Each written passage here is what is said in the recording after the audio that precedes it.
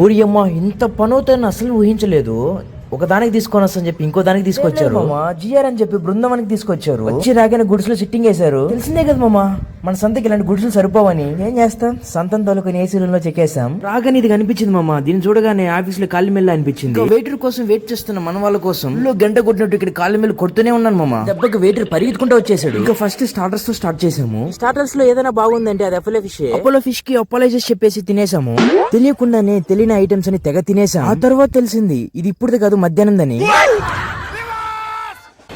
కరువులోన కుక్కకి కంచంలో కూడి పెట్టినట్టు లొట్టలేసుకుని తిన్నాము. ఇంతలో కరువులోన మా దగ్గరికి పరువులేని పెద్ద మనిషి వచ్చాడు.